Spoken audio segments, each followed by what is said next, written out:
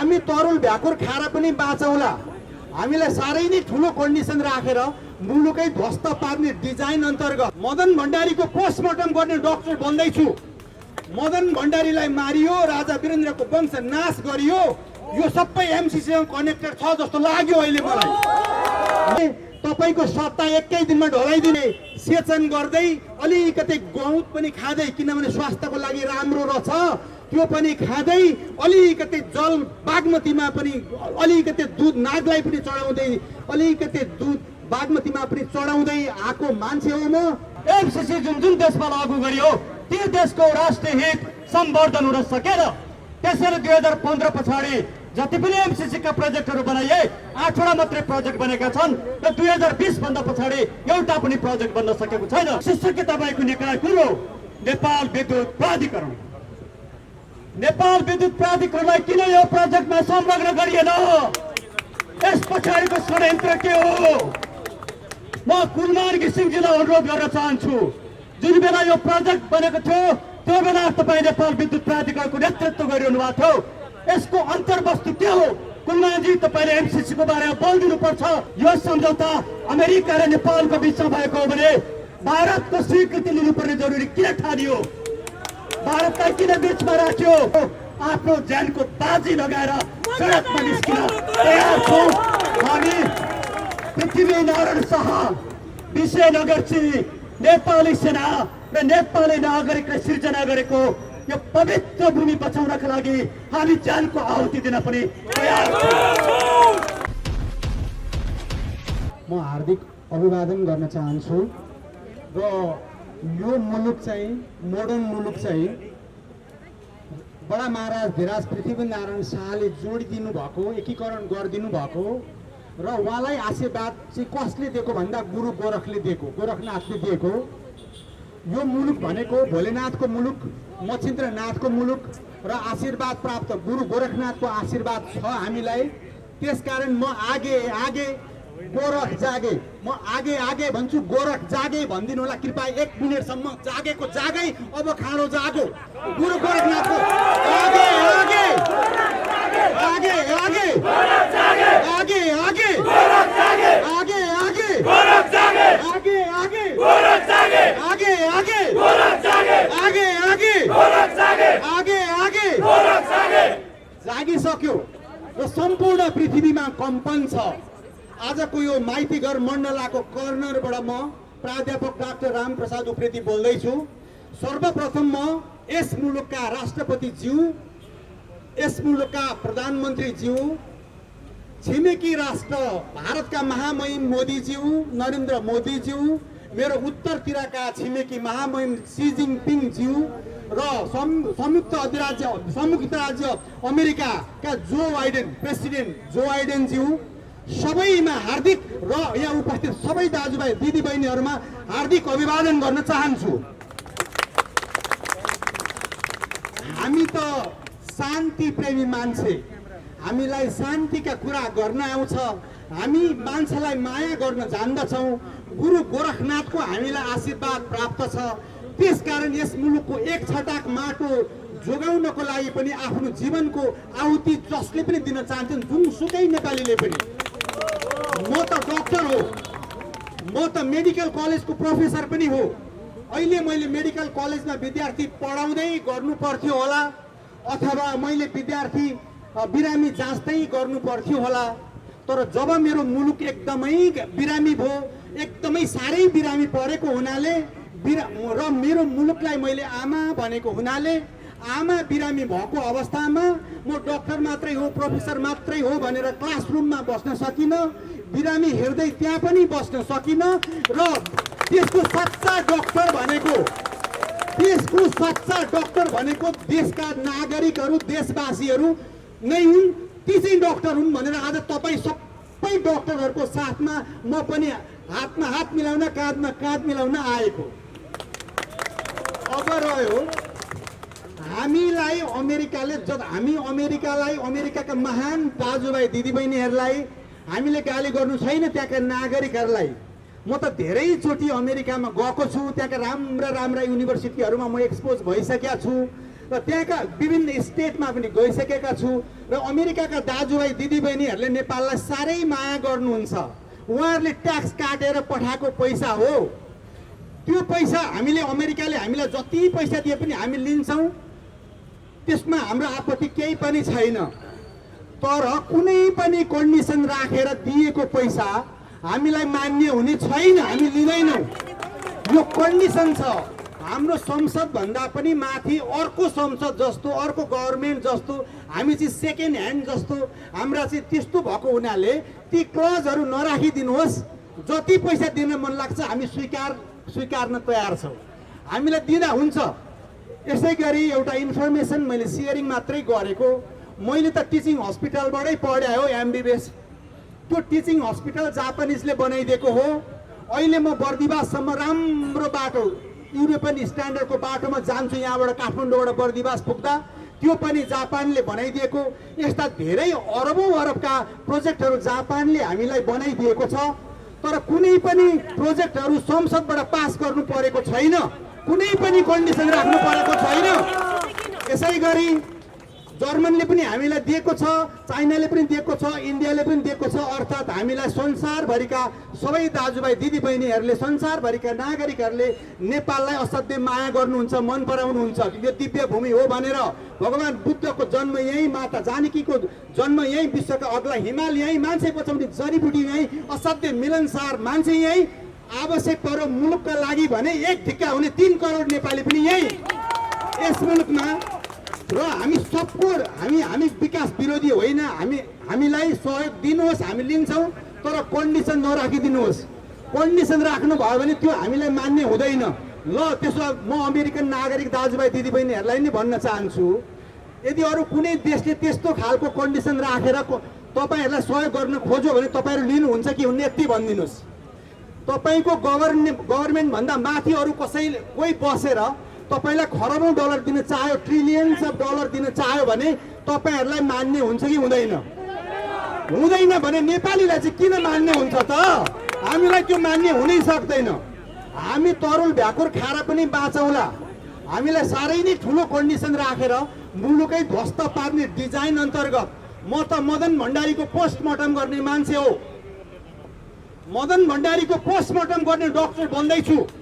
Madan भण्डारीलाई Mario, राजा वीरेन्द्रको वंश नाश गरियो, यो सबै MCCसँग कनेक्टेड छ जस्तो लाग्यो अहिले मलाई त्यो लाग्यो। राष्ट्रवादी खेमालाई ध्वस्त पार्ने कोसिस गरियो जस्तो लाग्छ। तर नेपाल कहिल्यै पनि नासिँदैन, कहिल्यै पनि मासिँदैन। किनभने एउटा सानो एक्जाम्पल दिन्छु। यदि काठमाडौँ उपत्यकाका आदि यहाँका हाम्रा चाहिँ जुन नेवार समुदाय दाजुभाइ दिदीबहिनीहरू हुनुहुन्छ, साँच्चीकै जागी दिनुभयो भने तपाईँको सत्ता एकै दिनमा ढलाइदिनुहुन्छ। एकै दिनमा। त्यो त अस्ति हामीले गुठीमै देखिसक्यौँ। गुठी विधेयक ल्याउँदाखेरि तपाईँहरूलाई कसरी घुँडा टेकाउनु भयो, त्यसरी उहाँहरू र हामी सबै हामी त एकजुट छौँ राष्ट्रियताको सवालमा। अब म धेरै कुरा आज भन्न चाहन्न।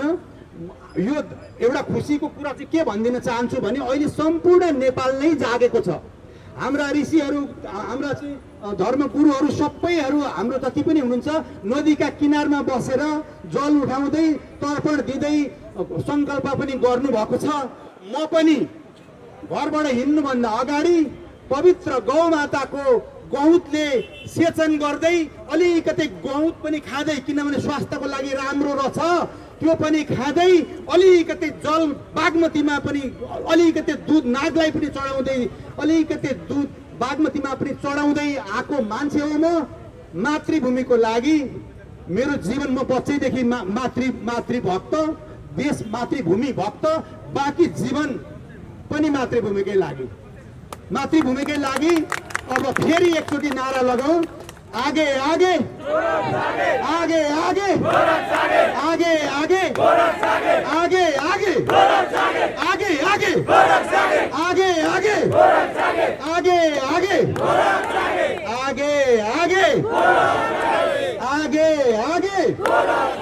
ल अब कसैले सक्दैनन् आजको यो सङ्कल्पले यो कुरा प्रमाणित गर्यो। सम्पूर्ण संसार जगतका मेरा मित्रहरू, मेरा भाइ बहिनीहरू, सबै दाजुभाइ दिदीबहिनीहरू, म अर्को काममा पनि जानुपर्ने भएको हुनाले मलाई बिदा दिनु। यही मातृभूमिकै कसको लागि म जाँदैछु। तर सधैँभरि तपाईँहरूसँगै हुन्छु र तपाईँहरू पनि मसँगै हुनुहुन्छ सधैँ सधैँ सधैँ र हामी डेभलप नेपाल देख्न चाहन्छौँ। हाम्रा बाहिर गएका दाजुभाइ दिदीबहिनीहरूलाई पनि भित्र बोलाउन चाहन्छौँ र नेपाल डेभलप भएको हेर्न हामीले पाउनेछौँ एक दिन। र नेपालमा पाइला टेक्नका लागि कमसेकम अरूले 6 महिना भिसाको लागि वेट गर्नु परोस्, त्यो दिनहरू गनेर बसेको छु। मातृभूमि नेपाल आमाको जय होस्। धन्यवाद। उपस्थित सम्पूर्ण नेपाली नागरिकहरू जसलाई यो मुलुकको माया छ, आज तपाईँहरू यो पानी पर्दाखेरि पनि माइतीघर मण्डलमा उपस्थित हुनुभएको छ। म तपाईँहरू सबैलाई नमन गर्न चाहन्छु। आज जति माइतीघर मण्डलमा आउनुभएको छ, असङ्ख्य नेपाली नागरिकहरू आफ्नै घरमा बसेर भए पनि एमसिसीको विरुद्धमा हामीलाई समर्थन गरिरहनु भएको छ। देशभरि विभिन्न ठाउँमा आज कार्यक्रमहरू भइराखेका छन्। म ती सम्पूर्ण व्यक्तित्वहरू जो एमसिसीको विरुद्धमा उभिनु भएको छ सबैलाई नमन गर्न चाहन्छु र हार्दिक रूपमा आह्वान गर्न चाहन्छु। एमसिसीको विरुद्धमा राष्ट्रवादी आवाज उठाएर डटेर लड्नका लागि पनि म सम्पूर्ण नेपाली नागरिकहरूलाई आह्वान गर्न चाहन्छु। म आज एमसिसी किन खराब छ, एमसिसी किन राष्ट्रघाती छ र एमसिसीले किन नेपालको फाइदा हुँदैन भन्ने बारेमा मात्रै केही कुराहरू राख्न चाहन्छु।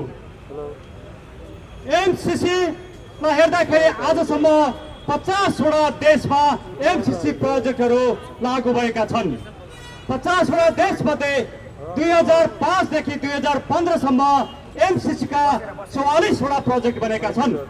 तर 2015 पछाडि 2015 देखि 2020 सम्म जम्मा 8वटा देशमा मात्रै एमसिसीको प्रोजेक्ट बने। त्यसमध्ये नेपालमा एमसिसीको प्रोजेक्ट ज्यादै विवादास्पद भएको छ।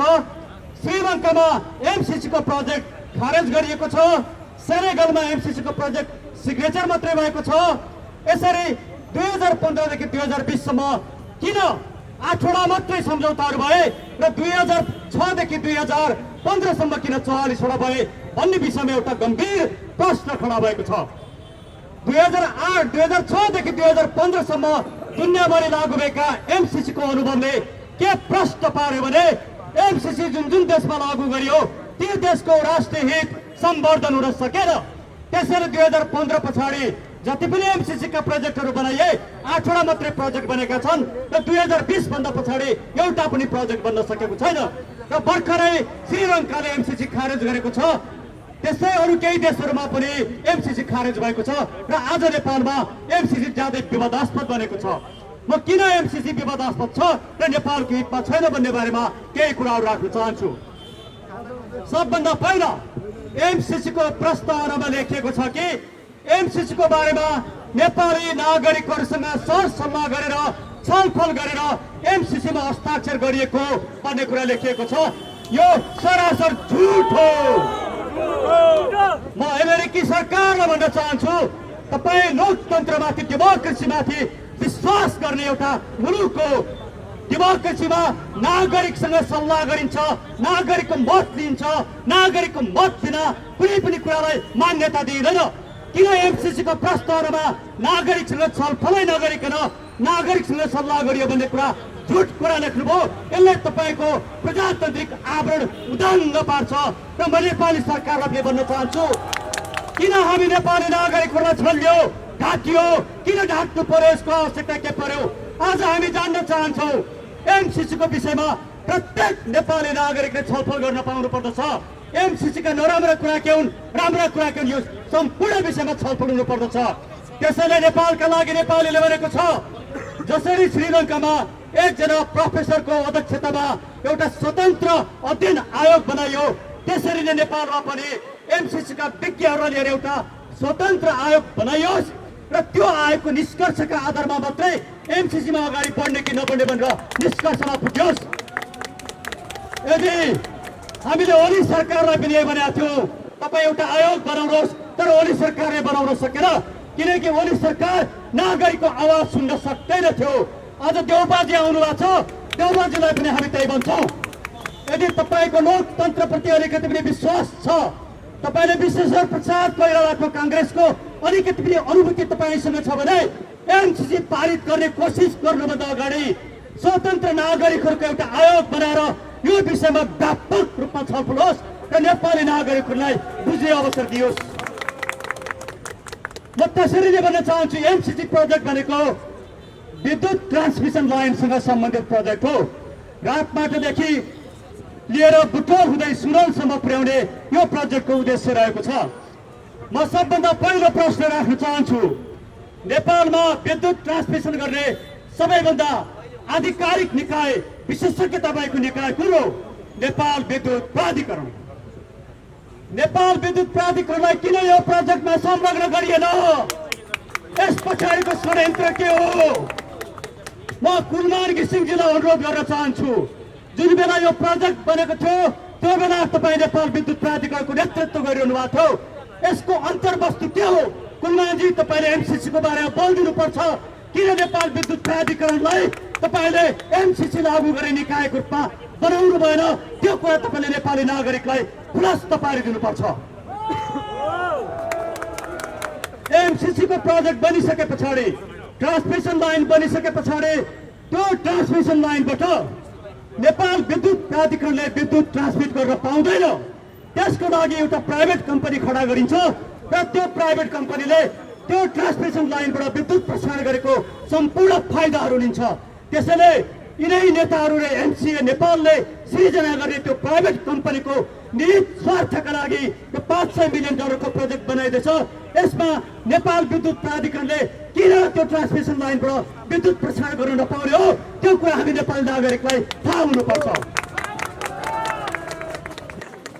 अर्को मुद्दा, म त यो संविधानको विरुद्धमा उभिएको व्यक्ति हुँ, यो सिस्टमको विरुद्धमा उभिएको व्यक्ति हुँ।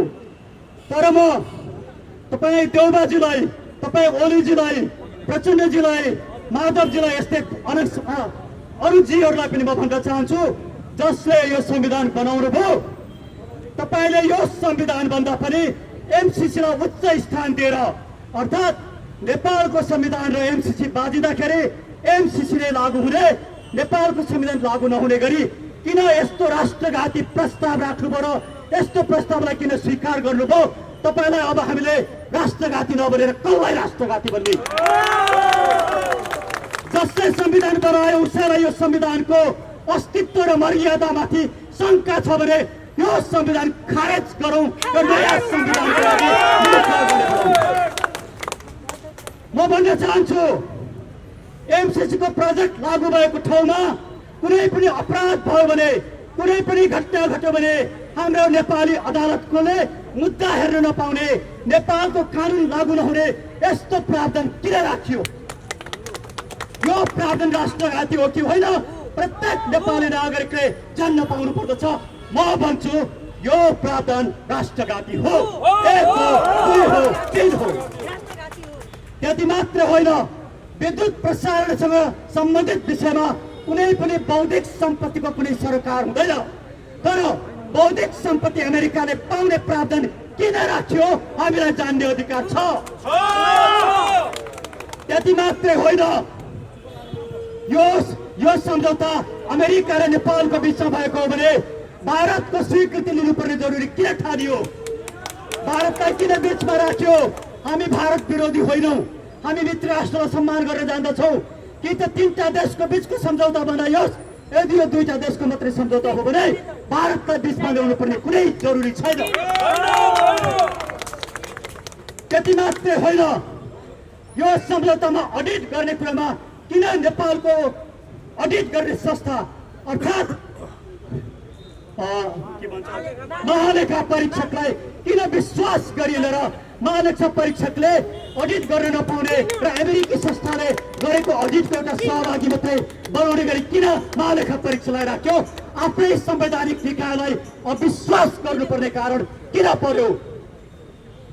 त्यति मात्रै होइन आदरणीय जनसम्वादहरू, यो एमसीसी प्रोजेक्टले अमेरिकी कानुनलाई नेपाली सरकारले नेपालमा लागू गर्नुपर्ने प्रावधान राखिएको छ।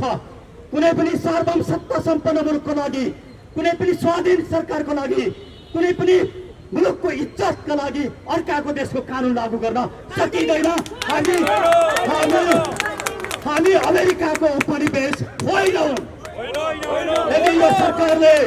यदि यो सरकारले नेपाललाई अमेरिकाको उपनिवेश बनाउन खोजेको छ, एमसीसी जस्तो नो उपनिवेशवादी सम्झौता लागू गर्न खोजेको छ भने हामी प्रत्येक नेपाली नागरिकहरू आफ्नो ज्यानको बाजी लगाएर सडकमा निस्किन तयार छौँ। हामी पृथ्वीनारायण शाह, विजयनगरजी, नेपाली सेना र नेपाली नागरिकले सिर्जना गरेको यो पवित्र भूमि बचाउनका लागि हामी ज्यानको आहुति दिन पनि तयार छौँ। आज सत्तामा बस्नेहरू, म भन्न चाहन्छु, यो सत्ता अहिले नागरिक विधेयक ल्याउन र एमसीसी पास गर्न आतुर भएको छ। बालकृष्ण नेउपाने हाम्रो नेपालका लागि नेपाली पार्टीका अध्यक्ष, अतिश कार्की नेपालका लागि नेपाली पार्टीका कानुन व्यवसाय लगायतका हामीहरू सर्वोच्च अदालतमा गएर हामीले नागरिकता विधेयक रोकेका छौँ। खबरदार तपाईँले नागरिकता विधेयक ल्याउने कोसिस गर्नुभयो भने, खबरदार एमसीसी पास गराउने कोसिस गर्नुभयो भने म अन्त्यमा के निवेदन गर्न चाहन्छु भने, मित्रहरू, यो मुलुक जसरी बन्यो, यो मुलुकको जसरी निर्माण भयो, यो मुलुकको निर्माणमा प्रत्येक वीर र वीराङ्गनाको रगत बगेको छ। त्यसैले यो मुलुक सजिलैसँग निर्माण भएको छैन। हामी यो मुलुकलाई ध्वंसको बाटोमा लान दिनेवाला छैनौँ। यो मुलुक हाम्रो लागि प्यारो छ, हाम्रो नेपालीपना हाम्रो लागि प्यारो छ। र यो एमसीसीको सबैभन्दा खतरनाक पक्ष भनेको एमसीसी आएपछि एमसीसी प्रोजेक्टमा काम गर्नका लागि जसले इसाई धर्मलाई मान्दछन् उनीहरूलाई काम गर्न दिइन्छ। र यो मुलुकमा हिन्दू धर्मको हाम्रो सभ्यताको विरुद्धमा एमसीसीमा काम हुन्छ। त्यो सबैभन्दा खतरनाक पक्ष छ। त्यसैले एमसीसी नेपालको सभ्यता, हिन्दू धर्म, किराँत धर्म, बुद्ध धर्मको लागि खतरनाक एउटा विषयवस्तु बनेको छ। म भन्न चाहन्छु, हामी हाम्रो धर्म, सभ्यता र परम्परालाई मास्न दिने छैनौँ। र एमसीसी आज शेरबहादुर देउपाजी तपाईँले पास गराउनु भयो भने नठान्नुहोस्, तपाईँको सरकार सधैँ रहन्छ। कुनै दिन जब हामी सत्तामा आउनेछौँ, नेपाली मन, नेपालीपना, नेपालवाद, पृथ्वी पथ र नेपाली नागरिक जब सरकारमा आउनेछन्, हामी एमसीसी त्यही दिन खारेज गर्नेछौँ। अमेरिकी सरकारलाई भन्न चाहन्छौँ, यदि तपाईँ लोकतान्त्रिक सरकार र लोकतान्त्रिक मुलुक हो भने नेपाली नागरिकको एउटा आवाज सुन्नुहोस्। नागरिकको आवाज सुन्न नसक्ने सरकार लोकतान्त्रिक हुन सक्दैन। आज हेर्नुहोस्, आज एमसीसीको विरुद्धमा प्रत्येक घर घरमा, युट्युबमा, सामाजिक सञ्जालमा र मुलुकका विभिन्न कुना कुनामा आज विरोधका आवाज उठेका छन्। यो आवाजलाई सुन्न नसक्ने देउबा सरकार लोकतान्त्रिक हुनै सक्दैन। तपाईँहरू सबै प्रतिगमनकारी हो। जसले मुलुक बचाउँदैन, जो मुलुकको विरुद्धमा काम गर्छ, त्यो प्रतिगमनकारी शक्ति हो। खबरदार, तपाईँ प्रतिगमनकारी शक्तिलाई परास्त गर्न हामी तयार छौँ। धन्यवाद।